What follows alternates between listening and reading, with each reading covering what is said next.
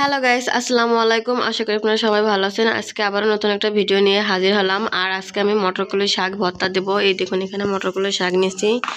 এবার এগুলো ছোট ছোট করে বেছে নিব। আর এই যে মটরকলি শাকে যে ফুল আছে, এই ফুলগুলো ফেলে দিব।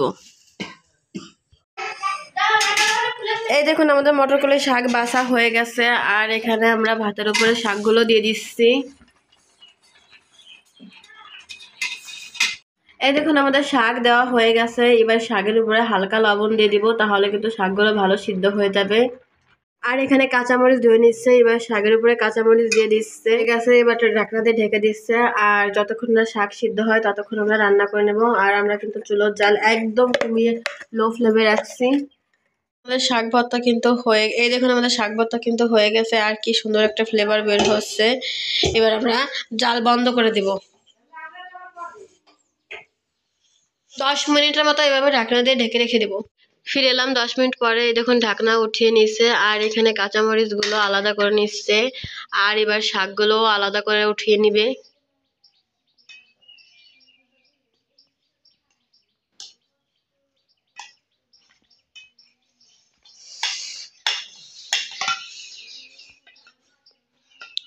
এই দেখুন, শাক উঠানো হয়ে গেছে। এই দেখুন, এখানে শাক মটরকলি শাক ছেড়ে নিচ্ছে। আর এখানে মরিচ গলিয়ে নিচ্ছে। এই দেখুন, এখানে মরিচ গলানো হয়ে গেছে। আর এখানে পেঁয়াজ কুচি করে নিচ্ছে। এবার পেঁয়াজ কুচি দিয়ে দিচ্ছে।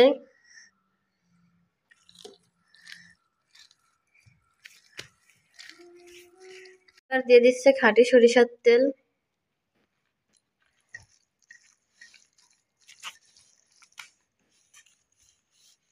রসুন কুচি।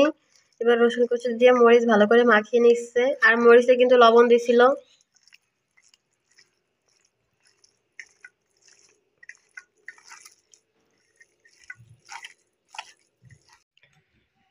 এই দেখুন, আমাদের মটরকলি শাক ভর্তা কিন্তু হয়ে গেছে। আর এই দেখুন, কালারটা কত সুন্দর আসছে, দেখে কিন্তু খেতে মন চাচ্ছে।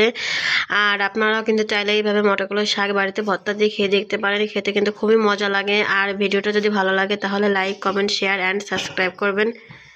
ভালো থাকবেন। আল্লাহ হাফেজ।